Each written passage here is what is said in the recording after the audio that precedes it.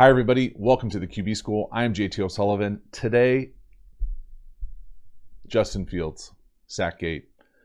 Absolute disaster, no way around it. Let's dive into it. Buckle in. Welcome to the QB School.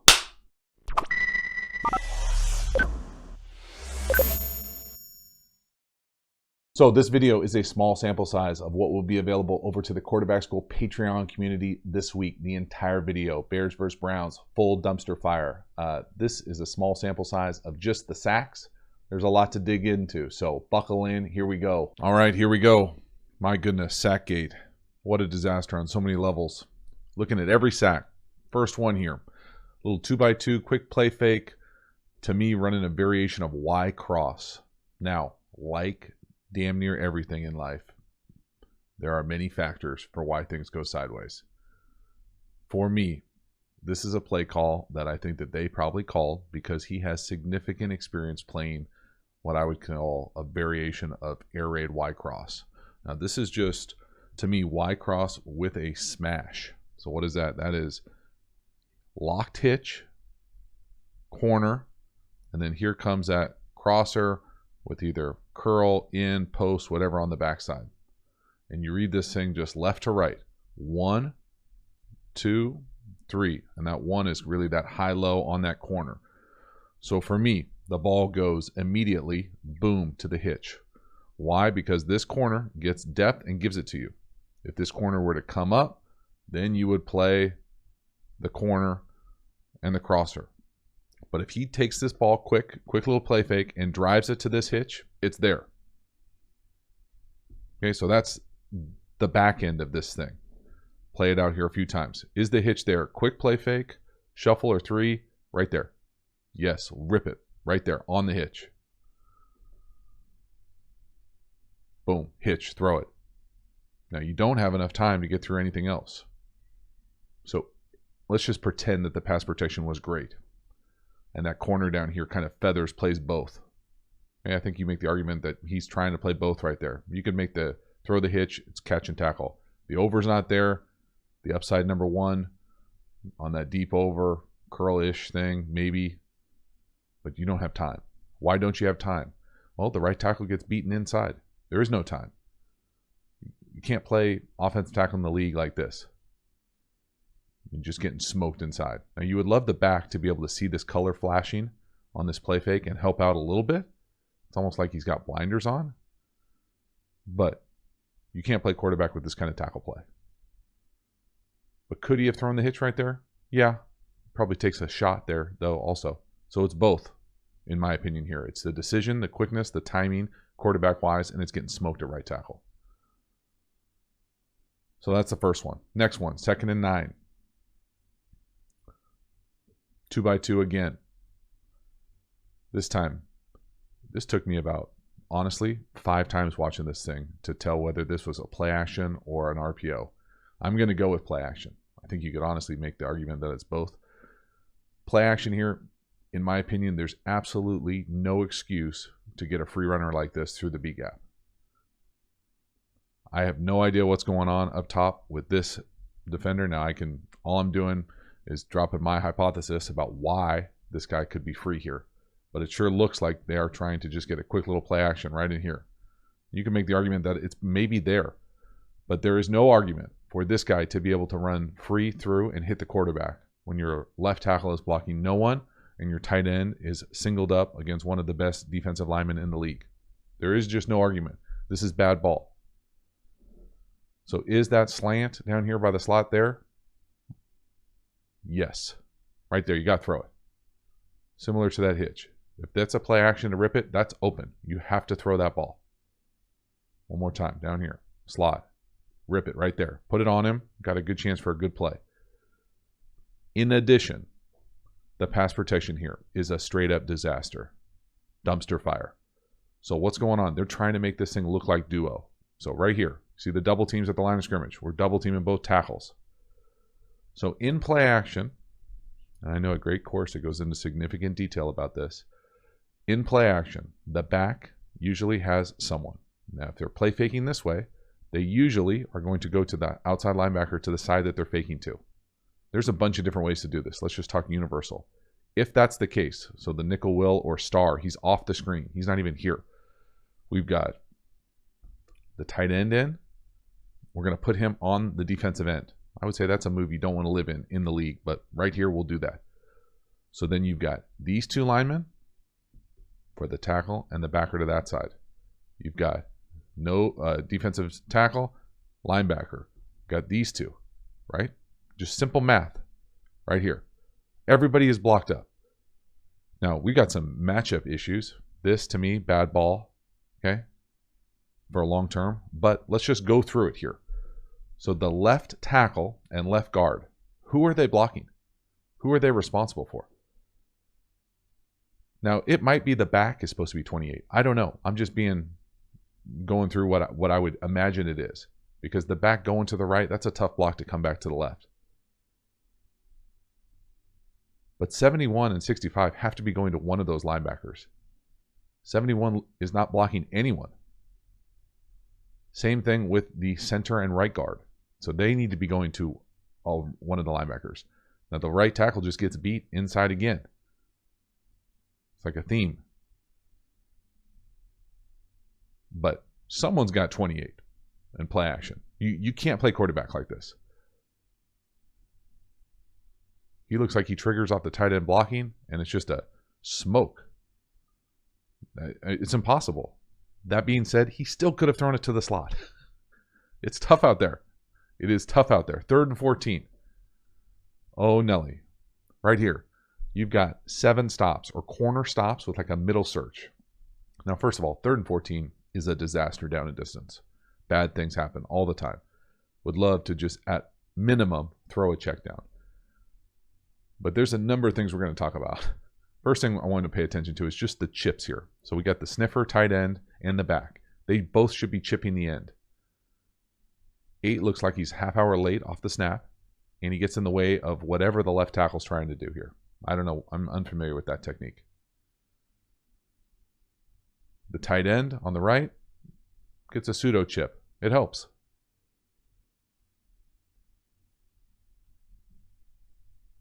Got to do something.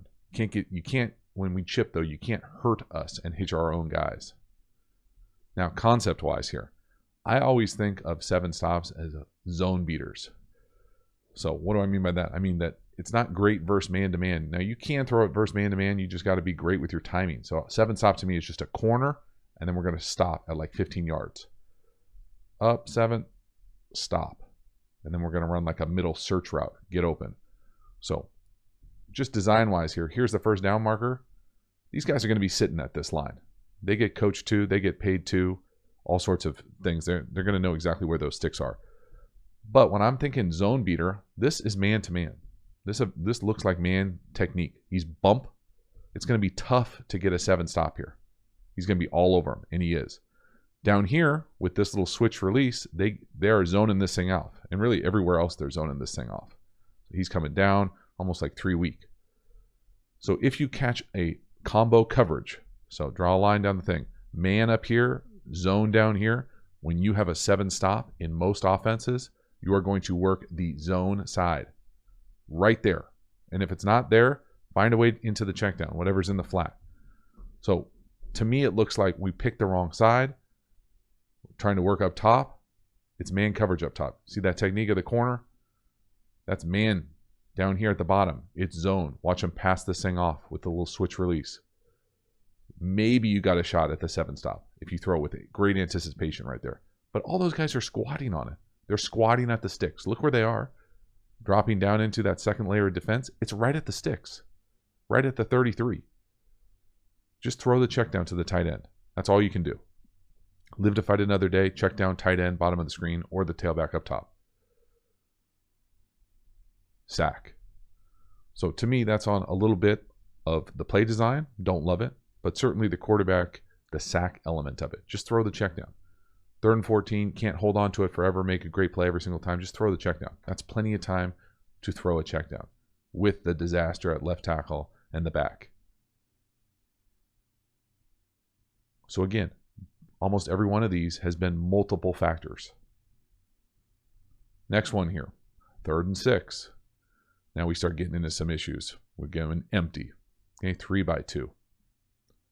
We've got 3rd and 6 is the yardage. It looks like they're trying to work at least one option up top by the slot with almost an over by the number 3. I'm going to guess that's the read. Now, when I say we got issues, we got issues. This option route, first of all, is terrible.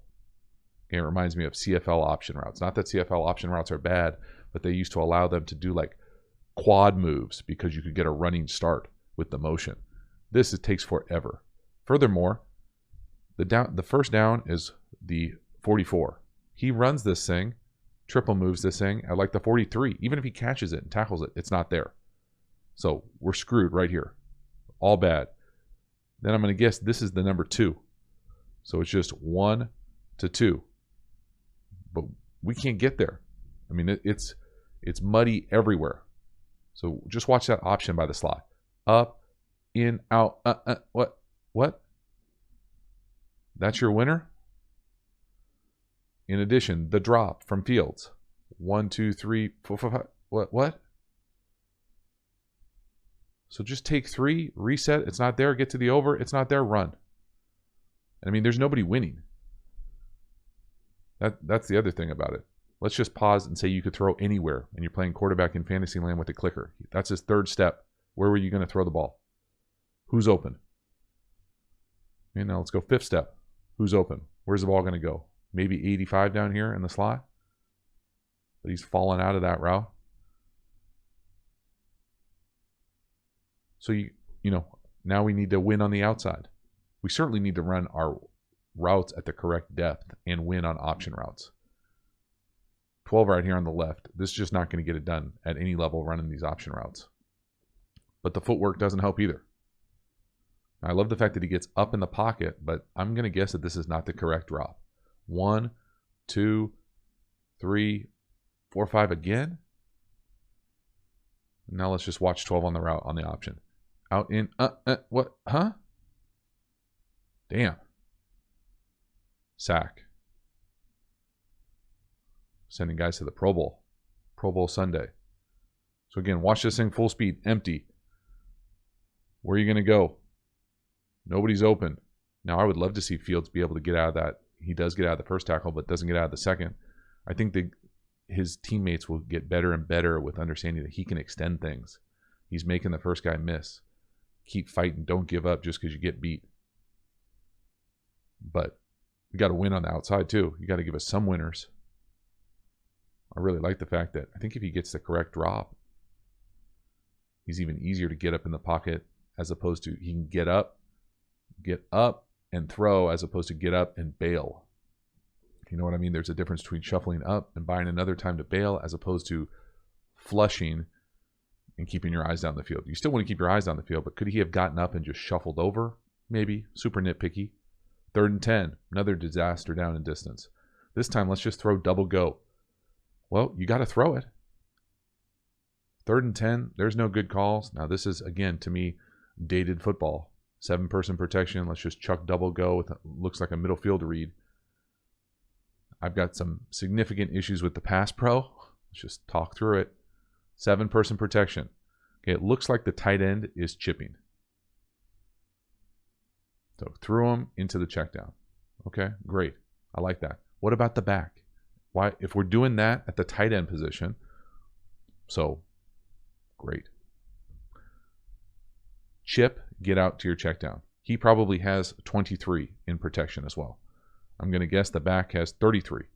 Well, when he doesn't come, let's get out and chip into your check down as opposed to inserting in the B gap for help that we don't need. Well, we ended up needing it here, but needed it on the outside too. So tight end, chip. Back, no chip. Now, you want to play center in the league? This is called getting picked off. Boom. Running a stunt. Whew. Gnarly. So, Justin Fields here. To me, he could take 3, quick move in the pocket, and throw the go ball. We're running variation of double go. This is old school football. This is you got to go route, you got to go route, and this is usually either an MFR, middle field read, where you're running kind of like an in or post, something to attack the middle of the field. You pick the side that you want, 1 to 2. 1 to 2 versus most coverages. Sometimes versus open, you can take kind of alert this middle field post. But again, the intent of this is to get close and throw a go. So what go would you want to throw to? Well, I personally prefer to throw these versus press coverage. Very rarely is it a better look versus off coverage with run out technique. So does he move back? If he does, that's an easy choice. Right here, press, take 3, hitch, reset, let it rip. So again, decision making, I think it can be questioned here. At the snap, who's press, who's off? The guy up top is the matchup that I'm looking for as far as just pure technique. Does he win? Yes, up top, throw it. You can see the run out technique down here at the bottom. He's turning and running. He's never in a pedal. He's never in a bump. And if you don't like it, get to the check down. But you don't have time to get to the check down. All you have time to do right here is know, I got press up top. I'm going to take 3, hitch, reset, maybe move in the pocket, and throw it. The ball needs to be delivered up top. So, is it a great scheme? No. Are there holes in the pass protection? Yes. Could Justin Fields take 3 and throw this thing up top? Yes. All of the above. That's why this is so complicated when it comes to fixing. Halftime, you dig the channel and you haven't already, please subscribe, hit the bell, get the notifications. It lets you know when we go live, when we put out new content. I appreciate the support for the channel. Then if you want to see this entire video, the entire game, just what it's like to be in an NFL quarterback room, and this one would have been brutal. Hop over to the Quarterback School Patreon community, usually 3 to 4 videos a month, long form videos. If you dig the content on this channel, you will love the Quarterback School Patreon community. And then if you want the premium content, the best of the best, check out the courses. The links are in the description. As for this one, let's keep it going. 3rd and 8. Theme. Empty again. Looks like an option again down here to the slot. Now, it's not the exact same concept because the number 2 runs a different route, but it's 3rd and 8. You're going to run an option for 4 yards. For who, for what? So again, let's just pretend that we know the read and that it's this, I'm going to guess. So 4-yard option, 3rd and 8. Coming up here, this just the bones of 4 verticals right here with a check down. Off this player right here, the ball needs to be thrown right here to this guy. It's open in the NFL. 3rd and 8, you got to throw it. You get the matchup you want, you get the leverage you want. This ball needs to be thrown to the number 3 up top. Right there. On the body, on the break. Instead, we try to make a play, get caught from behind. Dudes are fast. So again, 85 coming across the field here. Again, another big stunt, 5-person pressure. Right there. He goes to throw it and then just turns it down. Watch him. He's trying to get it. He just doesn't either trust it or think it's open. It's open. That right there is open in the NFL. Especially on 3rd and 8. 5-person protection, 5-person rush. You don't have time to 2-hitch. That guy's fast and long. And sure, you'd love to see him get out of that and go make a play with his feet. But they're good. Goodness. Again, to me, that ball just has to be thrown.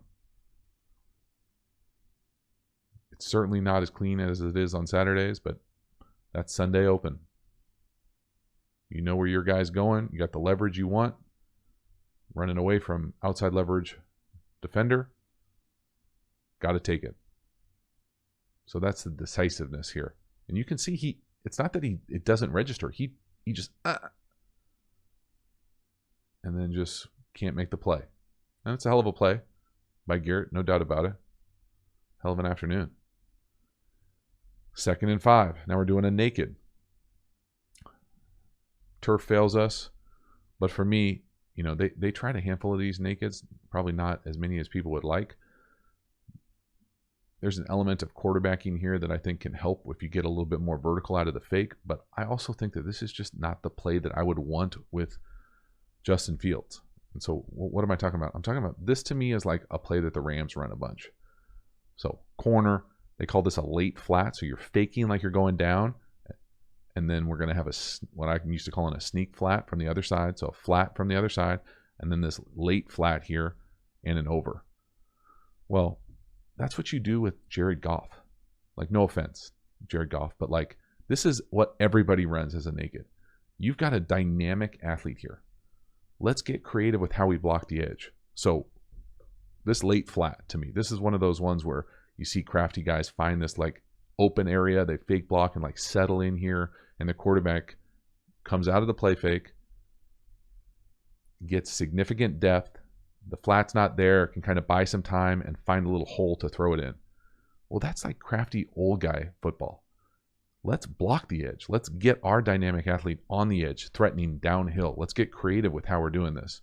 But if we're going to run this old school dinosaur naked, you have to fake this thing, and you have to come out with a plan that worst case scenario, an edge defender is running straight at me. So you have to take an angle out of this fake to get depth to be able to throw the ball to the flat, at least at his feet. So it's really important to get depth out of the fake to at least have a bailout so you can't take the sack. Now, I get it. He trips. Turf Monster gets him. But man, I don't like the play design. I think that there's better stuff that we could be doing to get Justin Fields on the edge. But could he, if we're going to do this, let's at least go vertical here out of that thing. He should be running on the hash backwards. In addition, just watch the late flat, 11. He doesn't block anybody. Seal the edge. Like, you got to sell the run. Seal that edge and help him be able to get out. So yeah, the execution of some of these things, the design coupled with just, bummers about the turf, the field. Man, one more time, and then check the over and the late flat. So the over and the late flat are right on top of each other. Nobody's covering either one of them. They don't have to. So again, design, spacing. It's not that no one runs that play. People do run this play. They just, I think you certainly could do it better, especially at 11 with the late flat. Get your hands on 91 and push him down. Or 33. But Justin Fields needs to, on this naked under center, get vertical depth to be able to navigate that unblocked defender. That's your guy. 33 is yours. So certainly on Justin Fields, but on the play design too, on the execution of it. Next one here. This is just an absolute, probably one of my least favorite plays in the entire game. 5-person protection. We're technically hot both sides here. So this is something to me that's just too much for most young quarterbacks, really any quarterback, to be able to handle. So what do I mean is going on? We got 5-person protection, but we have 7 people threatening us. Right? So again, a great course if you want to get better at this stuff, but we've got 1, 2, 3, 4, 5. They've got 1, 2, 3, 4, 5, 6, 7. There's different philosophical things you can do here. For me, when I was playing, I never liked to be hot off both sides. So I don't want to be hot here and have a read somewhere else. I want to block up one side. But that's just me philosophically. So if it was me and I knew I wanted to work the back out this way, I would block up to the left. I would send the center here, we're down, and then I'm hot off either one of these two. But what they end up doing here is going right. So they're here. So now we're out here, and we're hot off this one, and we're hot off this one. Or really, if any 3 of those 2 come. But what that does is when you go here, it's not just as simple as everybody gets those blocks. Because when you go here, now he's threatening the A gap. So this guard is going to have to squeeze this. He's threatening the B gap. So this left tackle is going to have to squeeze this. Well, if he drops out of it and he ends up rushing, our left tackle is still squeezing the B gap and has to block Myles Garrett, who looks like he's about to take off for a 100-meter. So this is a really, really difficult block for any human. So again, not only are you schematically in trouble, you're technically in trouble. Because to squeeze that thing and ask that tackle to do that to an open edge is just bad ball. So watch the left tackle. He's got to see how he's squeezing down for that B gap because he doesn't know a 56 is coming in the left A gap. And then he tries to open the door and go get it, and you just can't do it. It just can't happen.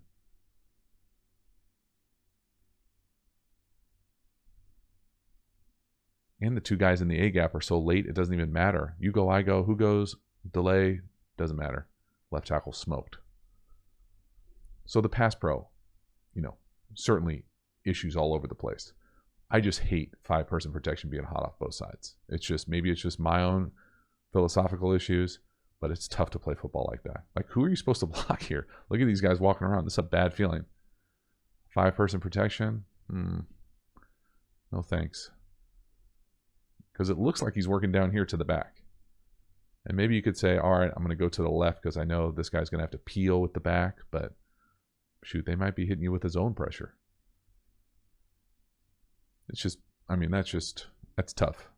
It's not tough. It's bad ball, but you got to be able to help yourself there. Especially with the point. They're confused. The offensive line is confused. We let someone run through the A gap. Left tackle's on an island, getting screwed on a squeeze call. And we leave the best guy unblocked. 4th and 10. Now, obviously, at this point, this is a disaster. But 4th and 10 here. Get 7-person protection. Again, I don't understand the chipping here. We're chipping at the tight end, but we're not chipping at the back. Doesn't make sense to me. It's not sound. Now, if we were to have time, I think the dagger down here to the bottom of the screen is where the ball needs to go. But 1, 2, 3, 4, 5, and that's a sack. That's on the pass pro. But it's not just on the pass pro. Yes, it's on the left tackle. To me, it's also on the play design, the offensive architecture. The back should be chipping. I don't care if you have to put an in-game adjustment in. Help the left tackle. The back is literally blocking almost no one. He helps on a delay chip on the inside while the left tackle is getting smoked. So again, Justin Fields has no chance on this one. 1, 2, 3, 4, 5, and he's sacked. So the last one, in my opinion, not him, more design and left tackle, but as much design as anything else. But this would be one of the throws that I actually would wanted to see him do. Drive the ball down the field. Let that thing rip on that big end down here to the bottom of the screen. But my goodness, got all sorts of issues. This video is just a small sample size of just the sacks, obviously. But I do think it encompasses kind of the holistic issues you can see with the design, the protection, the schemes, and the decision making. Got to get the ball out of your hands on a couple of these things. It's certainly not letting the quarterback off the hook here. Justin Fields needs to play better. But the design of it, the pass pro, the winning on the outside, all needs to get better fast. So that is a wrap. Justin Fields, first start, rough AF day. My goodness, holy moly. Sacks all over the place. Just for this video, small sample size.